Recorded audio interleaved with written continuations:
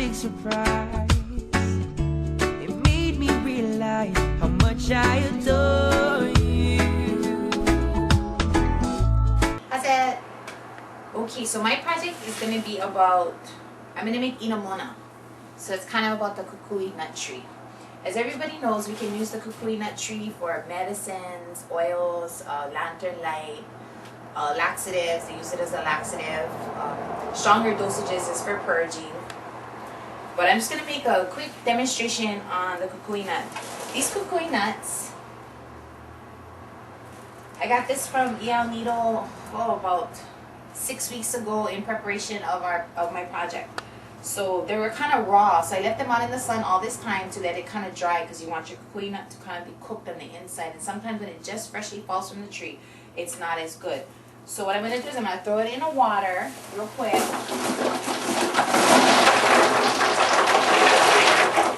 And so what this does is when you throw it in the water, this lets you know which nuts is spoiled and which ones are not.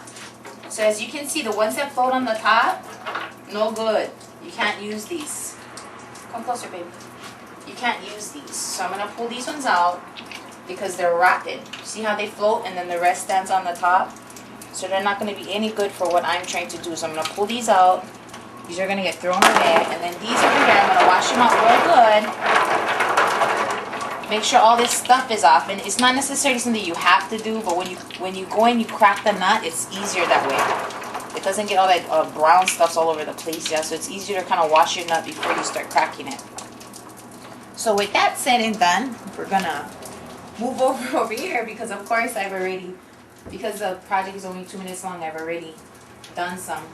So what I've gone ahead and done is I've already chopped some up as fine as I could make it. I kind of like it a little chunky because I'm going to make some fish in class for the other half of my project.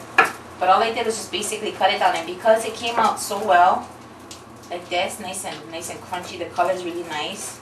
I mean, it's just basically kind of breaking it down. I went ahead and made some homemade alai salt. This is the rock that I use for the alai salt. I mean, alai salt is basically red clay and Hawaiian salt. Is pretty much how we make it. I can't tell you guys where I got this from because my dad's going to get mad. But, yes, there it is. So I'm going to go over to the stove. We're going to turn it on.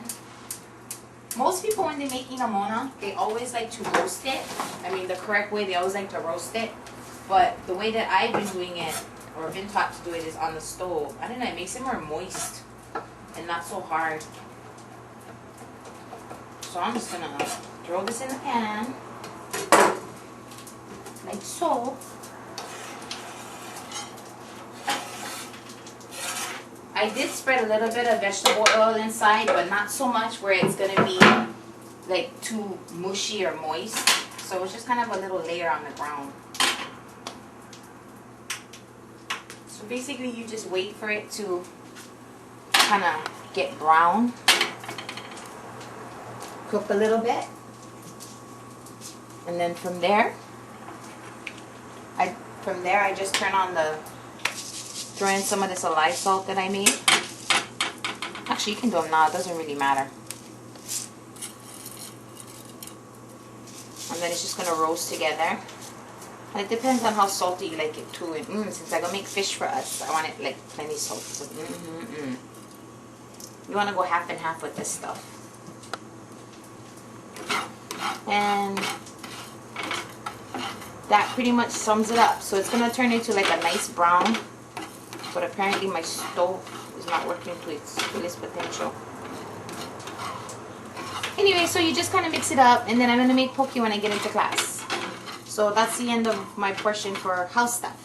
Okay, thank you. Thank you. Cut.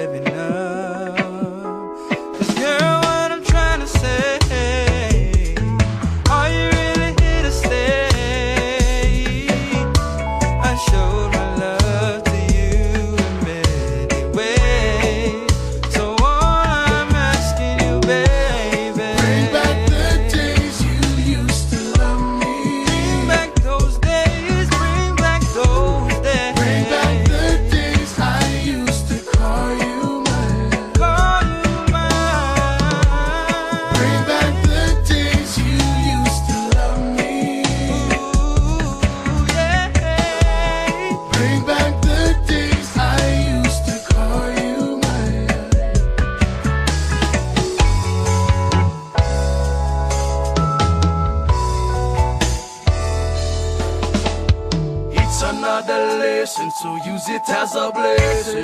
Can someone tell me where you think the love has gone? In a different direction, floating in a session. It's another lesson, so use it as a blessing. Can someone